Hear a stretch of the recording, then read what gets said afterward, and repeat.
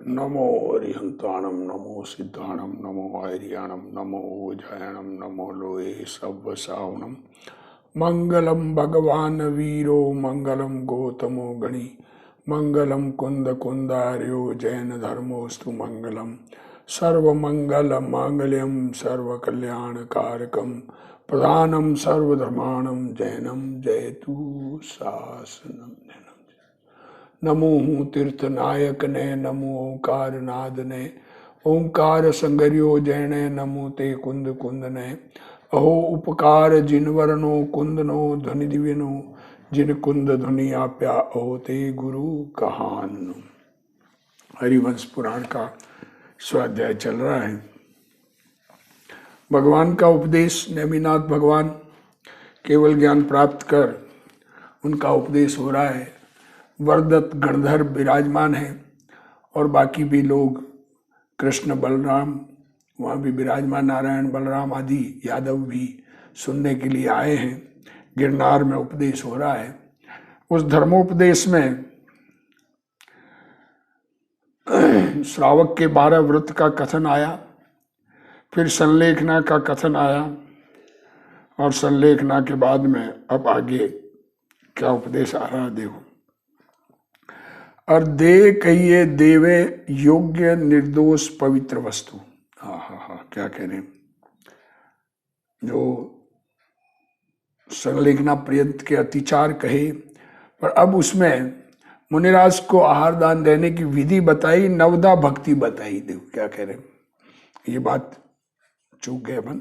मुनिराज को संलेखना के बाद में मुनिराजों को आहार देने की विधि, आहार दान पात्र दान 3 बताए।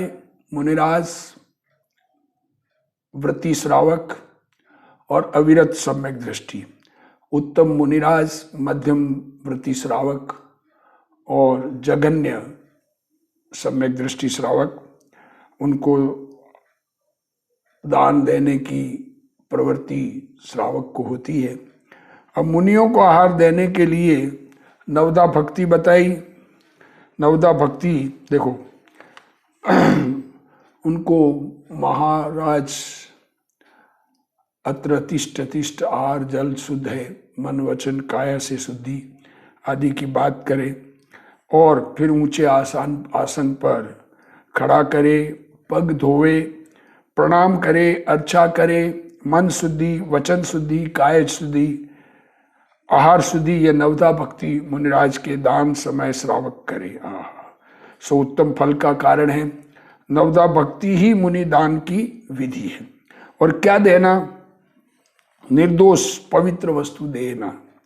मुनि को कैसा आहार देना कि जिसकर तप की वृद्धि होए और स्वाध्याय की वृद्धि होए, सो आहार देना। समता का करण हारा, मुनिराज को समता भाव पैदा हो, ऐसा आहार। ये सब व्यवहार कथन है, वास्तव में तो सब अपने समता में, मुनिराज तो समता धारण किए हुए हैं। हाँ, और विषमता का करण हारा न देना। ऐसा आहार नहीं देना जिससे मुनिराज को कोई प्रॉब्लम हो जाए, उनको धर्म की वृद्धि हो। इसी प्रकार का उपाय श्रावक करता है। तो ऐसा कहते हैं कि मुनिराज को आहार दिया, मुनिराज को मोक्ष दिया। ये मोक्ष की तीव्र भावना वाले श्रावक आहार दान देते हैं। और दाता के गुण 7, श्रद्धा कहिए श्रद्धा सहित दे, और शक्ति सहित कहिए दान, और शक्ति को लोपे नहीं। देखो जितनी शक्ति हो उतना दान देना चाहिए, शक्ति को छुपाना नहीं, और निर्लोभता से, कोई लोभ से नहीं देना। दान के फल स्वर्ग आदि की अभिलाषा नहीं। और दया कहिए दया भाव राखे, चित्त की कोमलता, सो दया, चित्त कोमल हो इसका नाम दया। दया का मतलब कोई अगले जीव को देखकर करुणा करना, वो करुणा नहीं। मुनिराज के पर करुणा हम करने वाले कौन होते हैं? हाँ, मुनिराज तो करुणा के सागर होते हैं। और क्षमा कहिए क्रोध का अभाव, दान समय स्त्री पुत्रादि से कषाय न करे। अंदर घर में भी कोई कषाय हो, स्त्री पुत्रादि, उससे कषाय न करे। और अनुश्रया कहिए पराई निंदा, दूसरों की निंदा नहीं करना। कोई इसी को भी आहार दान कराते वक्त कोई मेहमान हमारे घर अविरत श्रावक आहार कर रहे हों तो स्त्री पुत्र से कषाय नहीं होनी चाहिए और ईर्ष्या नहीं होनी चाहिए। किसी की निंदा नहीं करनी चाहिए, उनके घर आहार खराब बनता है हमारे यहाँ अच्छा बनता है, इस प्रकार अपनी प्रशंसा और दूसरे की निंदा नहीं करनी चाहिए। और शोक में नहीं देना चाहिए। यह सप्तगुण धारे सो उत्तम दाता। शोक हो तो दान देना लाभकारी नहीं है। कि गति विचित्र है सो दान का करहारा, उज्जवल मन होए और पात्र कहिए महापुरुष मोक्ष के कारणभूत। जो गुण तिनको धारे, मोक्ष का जिससे मोक्ष हो ऐसे गुणों के धारण करने वाले, और दाता के भव सागर से, दाता को भी दान देने वाले को भी भव सागर से उद्धार करे। मुनि तो आहार ही ग्रह और आहार समय विवेक श्रावक।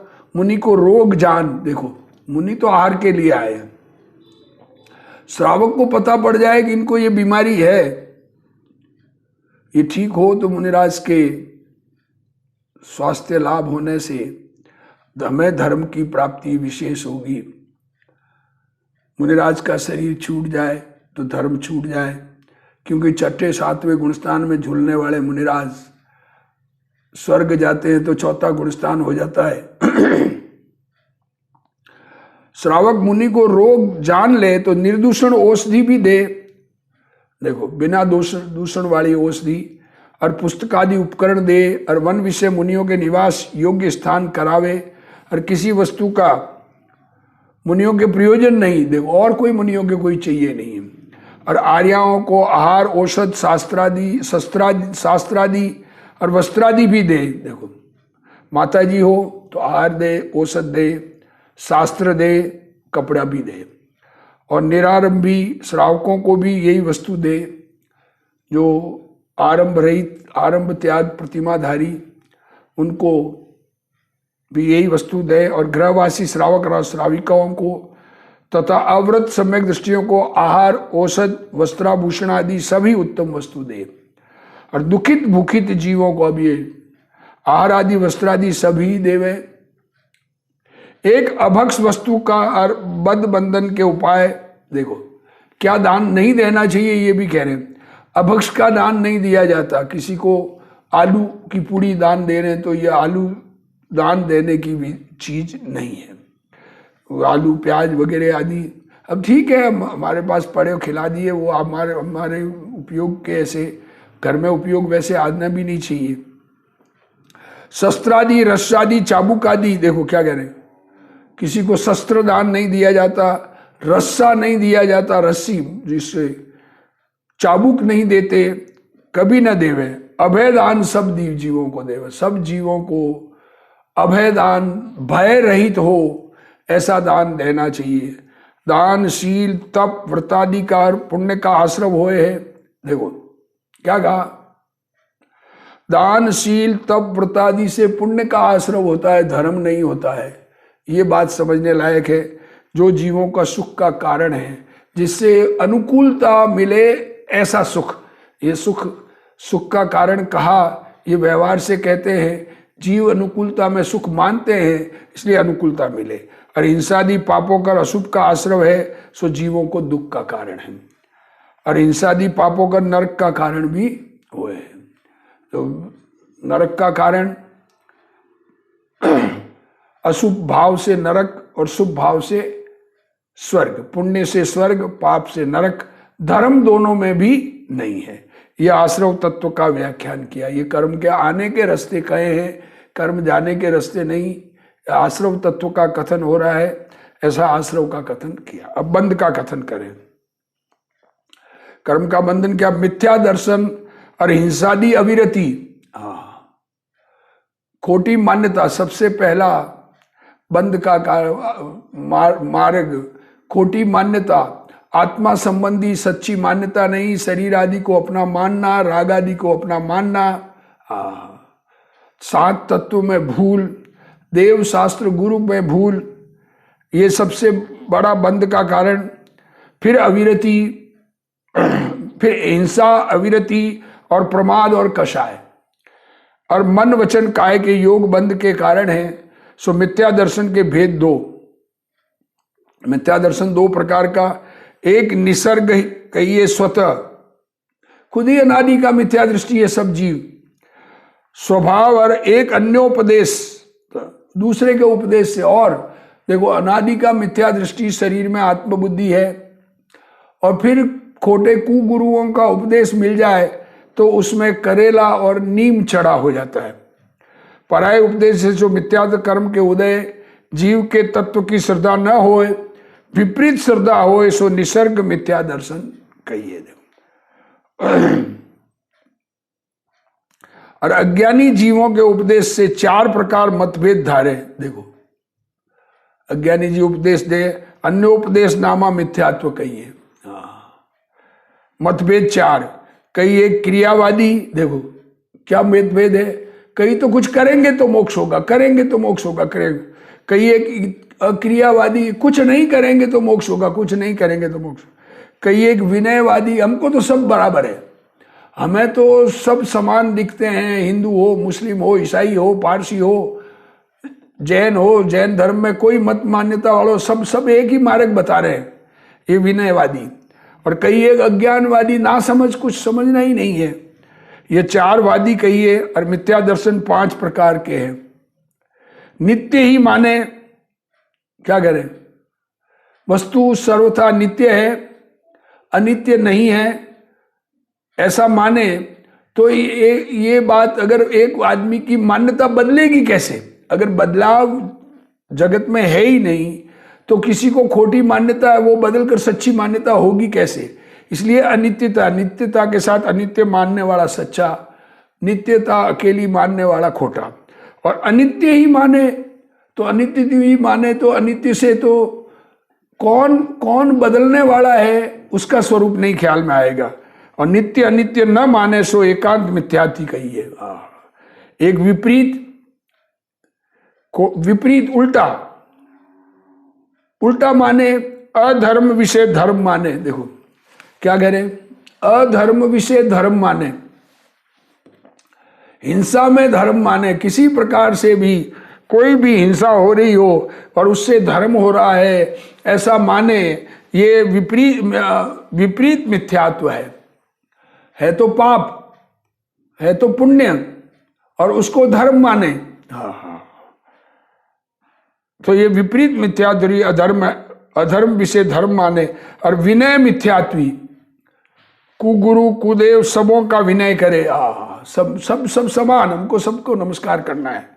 और संशय मिथ्यात्वी, जिन वचन विषय संशय रखे, अरे जैन भगवान ऐसा कहते हैं, ऐसा कहते हैं, हमारे जैन तो ऐसा कहते हैं, हिंदू वाले ऐसा कहते हैं, ये डाउट अंदर में, क्या पता क्या भगवान क्या कह रहे क्या नहीं कह रहे।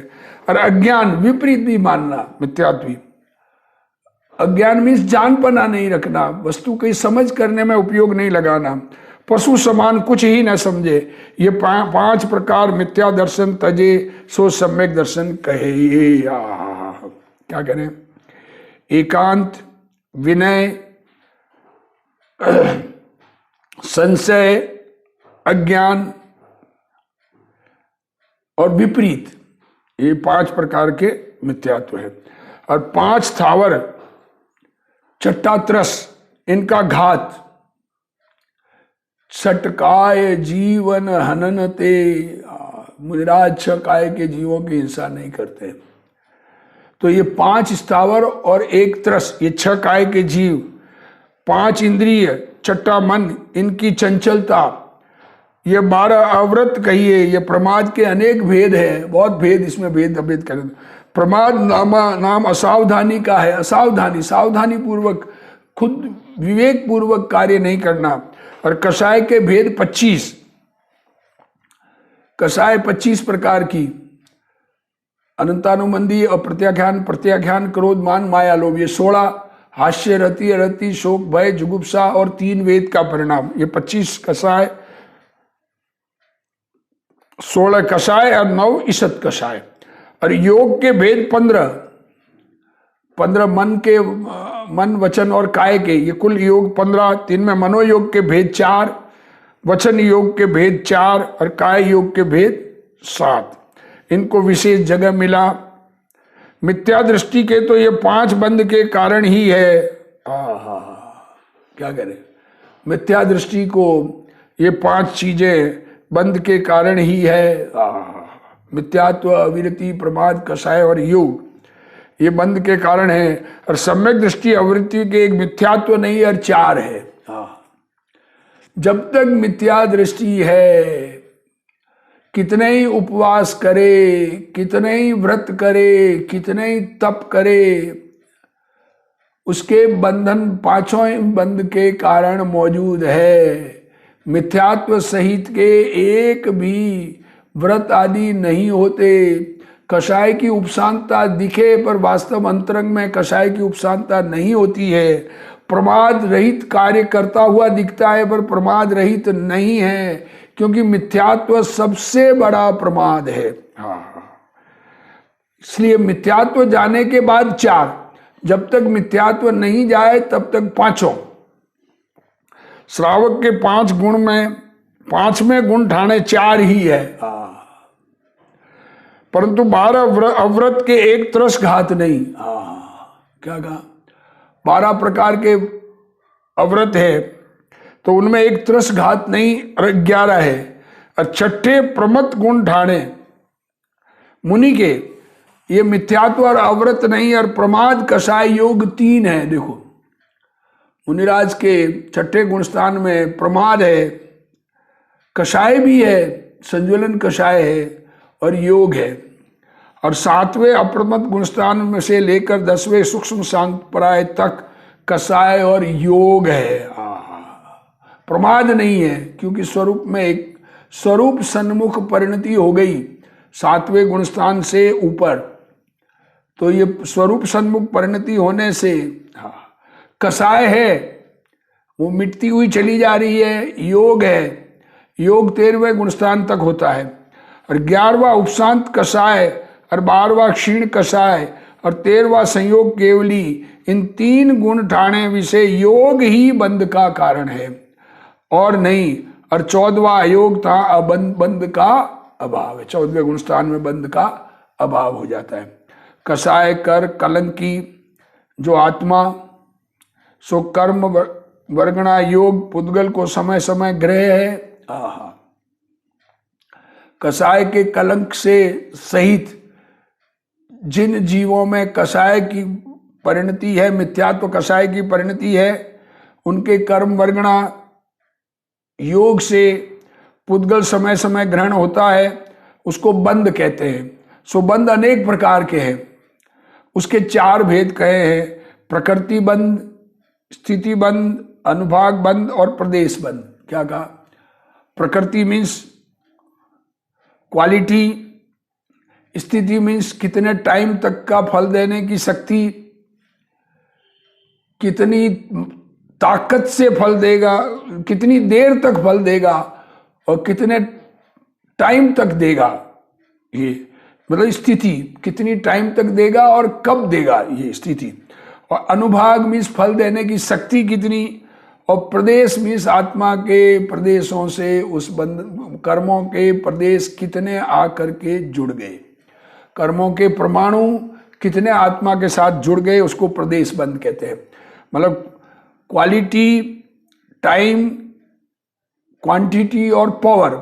अनुभाग मीन्स पावर और प्रदेश मीन्स क्वांटिटी, कितनी मात्रा में कर्म आए हैं। अब इनके लक्षण देखो, लक्षण कह रहे हैं प्रकृति का ये स्वभाव, क्या स्वभाव है, क्वालिटी क्या है। जैसे नीम का स्वभाव कड़वा है और नींबू का खट्टा है, तैसे सब कर्मों के स्वभाव न्यारे न्यारे हैं। सारे कर्म अलग अलग स्वभाव वाले हैं।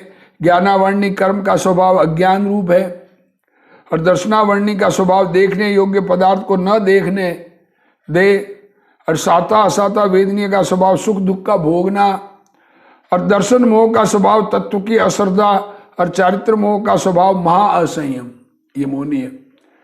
और आयु कर्म का स्वभाव भव धारण, और नाम कर्म का स्वभाव देव नारकादि नाना प्रकार का नाम निपजावना, और गोत्र कर्म का स्वभाव ऊंच नीच गोत्र में निपजावना, और अंतराय का स्वभाव दानादिक विषय विघ्न करना, जैसे इन कर्मों के स्वभाव दुर्निवार है, तैसे इनकी स्थिति भी दुर्निवार है। ये बंद हो गया, क्या करेंगे अगर अंदर में परिणाम नहीं सुधरे, अपने आत्मा को नहीं समझे, आत्मस्वरूप में एकाग्रता नहीं की। बिना भोगे न छूटे जैसे अजा, गाय भैंस आदि दूध का माधुर्यपना स्वभाव थकी अच्युत है। जिसका जो स्वभाव है तैसे कर्मों की प्रकृति की स्थिति भी अच्युत है, बिना भुगते न छूटे।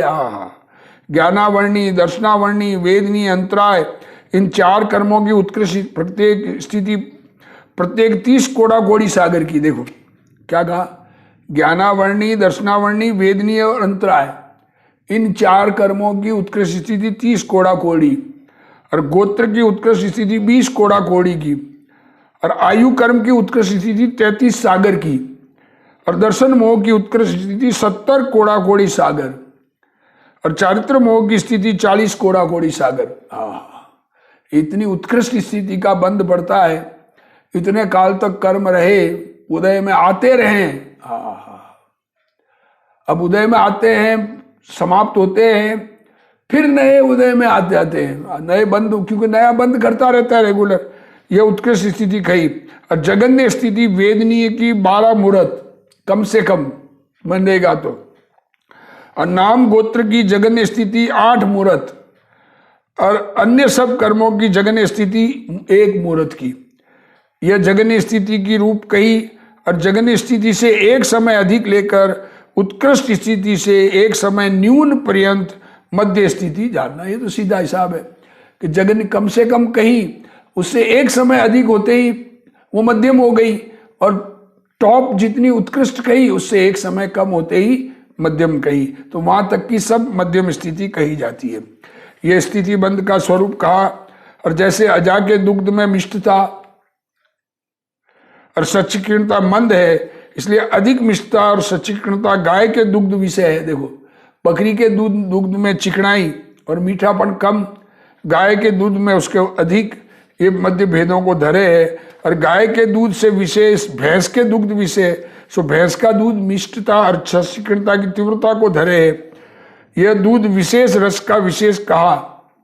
तैसे पुद्गल की, देखो अब यहाँ ये दूध का स्वरूप नहीं बताना है, ये तो उदाहरण दिया कि दूध में जिस प्रकार से चिकनाई और मीठापन का भेद है, वैसे ही कर्मों में जो रस पड़ता है, अनुभाग फल देने की शक्ति, वो सामर्थ्यता विशेष का विभाग सो अनुभाग बंध कहते हैं, उसको अनुभाग बंध कहते हैं। तिनमें शुभ का अनुभाग 4 प्रकार है। शुभ कर्म बंधता है, देखो शुभ कर्म भी बंधन है, उससे भी संयोग मिलते हैं, अशुभ भी बंधन है, उससे भी संयोग मिलते हैं। देखो, गुड़, खांड, मिश्री, 1 2, क्या कहा, गुड़ की मिठास, खांड की मिठास, मिश्री की मिठास और अमृत की मिठास, इन चारों ही मिष्टता बढ़ती चढ़ती, ये बढ़ रही है। तैसे शुभ का सुख भी बढ़ता चढ़ता और उतरता, और अशुभ का अनुभाग भी 4 प्रकार का, नीम, कांजी, नीम का जैसा, कांजी जैसा, विष जैसा और हलाहल, साइनाइड, इन चारों की कटुता चढ़ती, ऐसे अशुभ का दुख चढ़ता और उतरता है। और अनुभाग बंध का स्वरूप कहा। और जो ये अनुभाग बंध का स्वरूप कहा, और जो पुद्गल परमाणुओं के समूह कर्म प्रगणा रूप प्रणय 30 सहित आत्मा के प्रदेश का संश्लेष, सो प्रदेश बंध कहिए। प्रदेश सहित जो कर्म प्रकृति उसका जीव के प्रदेशों को मिलाए, सो प्रदेश बंध। और प्रकृति बंध, इन दोनों बंधन के कारण तो मन वचन काय के योग है। क्या कह रहे, प्रदेश सहित जो कर्म प्रकृति उसका जीवों के प्रदेशों को मिलाए, सो प्रदेश बंध और प्रकृति बंध, इन दोनों बंधन के कारण तो योग है। प्रदेश और प्रकृति, इनका कारण योग, और स्थिति अनुभाग, यह दोनों प्रकार बंध कषायों के निमित्त से होता है। देखो स्थिति, देखो प्रकृति और प्रदेश ये पावरफुल नहीं है, पावर उसमें पड़ती है अनुभाग और स्थिति। ये स्थिति अनुभाग कषाय से होता है। इसलिए टोडरमल जी ने जैसे मोक्ष मार्ग प्रकाशक में कहा कि जिसको बंद नहीं करना हो वो कषाय न करे, ये बंद का स्वरूप कहा। आगे आठों कर्मों के कार्य कहिए हैं। इनके काम क्या है आठों कर्मों के? जिसकर ज्ञान आवरा जाए अथवा ज्ञान को आवरे सो ज्ञानावरणी का कार्य है। क्या कहा? ज्ञान कमजोर हो, ज्ञान कार्य न कर सके, ज्ञान को ढके, उसको ज्ञानावरणी कहते हैं। और जो दर्शन को आवरे, देखने को रोके, उसको दर्शन का आवरा, जो दर्शनावरणी कहिए। और जिसकर देह संबंधी सुख दुख भोगवे अथवा जो वेदनी करिए कर्म कहिए, और जीवों को मोहे अथवा जिसकर जीव मोहे जाए सो मोहनीय कर्म कहिए। जीव पागल हो जाए वो दर्शन मोह और चारित्र मोहनीय कर्म है, और जीवों को सुख दुख भासे वो वेदनीय कर्म है। और जिसकर नारकादि भावों को धरे सो आयु कर्म कहिए। और जिसकर ये जीव अनेक नाम धारे अथवा जो नाम धरावे सो नाम कर्म कहिए। और जो ऊंच नीच गोत्र में धरे अथवा जिसके उदय कर गोत्र धारिये सो गोत्र कर्म कहिए। और जो दानादिक के मध्य अंतर फाड़े, क्या करे? दान लाभ भोग उपभोग और वीर्य, उसमें रुकावट आवे, अंतर मीन्स रुकावट आवे। जिसके उदय कर दान न दे सके, लाभ न हो सके, भोग न हो सके, उपभोग न हो सके, शक्ति का परिणमन न हो सके, उसको अंतराय कर्म कहते हैं। आत्मा एक अशुद्ध परिणाम, उसकर ग्रह जो पुद्गल के स्कंद, सो नाना प्रकार के कर्म रूप होए प्रमाण पर्ण में है। आत्मा का अशुद्ध परिणाम पर्याय, और उससे पुद्गल ग्रहण करते हैं, और वो पुद्गल तरह तरह के कर्मों रूप परिणमन कहिए करते हैं। जैसे एक प्रकार भोगीय अन्न 7 धातु रूप होए पर्ण में। देखो दृष्टांत दिया है, कर्म ग्रहण किए अशुद्ध परिणाम से, मतलब शुभ अशुभ परिणामों से कर्मों का ग्रहण हुआ। अशुद्ध मीन्स शुभ अशुभ, अशुद्ध है दोनों, उनसे कर्मों का ग्रहण हो तो भिन्न भिन्न प्रकार से उसका प्रकृति प्रदेश स्थिति अनुभाग बंद होता है। और दृष्टांत दिया, जैसे हम खाना खाते हैं तो खाना तो एक रोटी दाल खाई, पर वो शरीर में सब प्रकार की चीजें बनाता है पेट में। अन्न 7 धातु रूप होए पर्ण में, खून मांस हड्डी वगैरह। मूल प्रकृति तो 8 प्रकार की है, कर्मों की मूल प्रकृति 8 प्रकार की है, और उत्तर प्रकृतियों का भेद कही है। देखो अब मूल 8 प्रकार की कही, अब उसके और भेद। ज्ञानावरण की 5 प्रकृति, मति श्रुत अवधि मन प्रिय और केवल, इन 5 को रोकने वाला। दर्शनावरणी की प्रकृति 9, निद्रा निद्रा निद्रा, प्रचला प्रचला, स्थिनी गृद्धि, और चक्षु दर्शन, अचक्षु दर्शन, अवधि दर्शन और केवल दर्शन। ये मन प्रिय में दर्शन नहीं है। वेदनीय कर्म की प्रकृति 2, साता और असाता। मोहनी के 28, मिथ्यात्व की 3, मिथ्यात्व की 3, अनंतानु और 25 चारित्र मोह की। 28 प्रकृति। आयु की 4 और नाम की 42, 3 में 14 पिंड प्रकृति, 3 के भेद 65। और 28 पिंड प्रकृति, यह और सब मिलकर 42, 3 के 93 भई। ये 42 प्रकृति उसकी 93 हो गई। और गोत्र ना कर्म की 2 है। इसमें सबसे बड़ा नाम कर्म की प्रकृतियों में जो स्पर्श रस गंध वर्ण है, शुभ भी है अशुभ भी है, इस प्रकार के 20 वो 40 प्रकृति हो जाती है। इसमें 42 की 93 हो जाती है, जिस तीर्थंकर प्रकृति मिला के। और 3 के 65 भेद और 28 अपिंड प्रकृति, ये सब मिल 42, 3 के 93 भई। और गोत्र कर्म की 2 और अंतराय की 5, इस सब मिलके 148 भई। कुल कर्म की प्रकृति 148 कर्मों की पेटा भेद किया। कुल 8 प्रकार के कर्म और उनके 148 प्रकृति भेद, ये सब भेद अभेद का ज्ञान करना, पर इन सब से आत्मा का संबंध नहीं है, ये बात समझना चाहिए। आत्मा को समझने के लिए ये सब प्रकृति ज्ञान में जानने लायक है, इनसे हमारा अच्छा बुरा नहीं है, ये बात हृदय में समझना चाहिए। अब इनके नाम निरूपण करे, इनके नाम अब अगले स्वाध्याय में हम बताएंगे। अभी का स्वाध्याय यहाँ पूर्ण करते हैं। हे जिनवाणी भारती तोई जपू दिन रैन, जो तेरा शरणा गए सो पावे सुख चैन।